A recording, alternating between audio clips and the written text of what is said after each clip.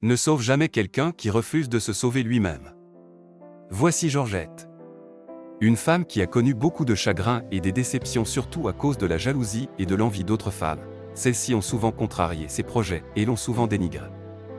Un jour, elle rencontra une femme au nom de Martha. Georgette était déjà une auteure des chansons à succès de réputation nationale à Berlin.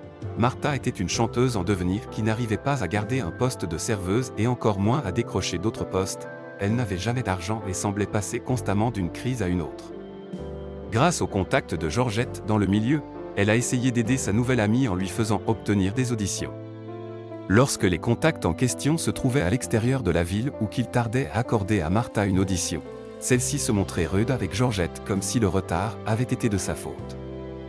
Une fois encore, Georgette lui procura un travail à temps partiel, qu'elle l'a chargé de ses appels téléphoniques de relations publiques. À la grande honte de Georgette, Martha révélait des bribes de son sordide passé aux personnes qu'elle appelait. De toute évidence, ces révélations rejaillissaient sur Georgette. Après avoir parlé à son thérapeute de sa relation avec Martha, son thérapeute lui donna une liste des comportements et caractères qu'une bonne amie peut avoir. Alors pour elle, c'était comme une révélation.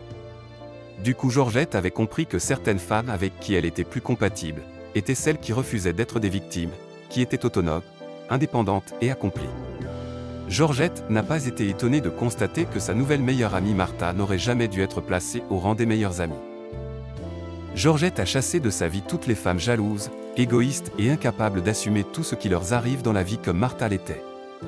Elle s'est jurée de ne plus jamais ramasser de chiens égarés qui finiraient par la mordre comme Martha l'avait fait. Aujourd'hui, Georgette choisit très judicieusement ses amis. Jamais elle n'a eu autant de relations aisées et solides avec ses amis actuels. Alors écoutez très bien ceci et constatez-le pour toutes vos relations confondues.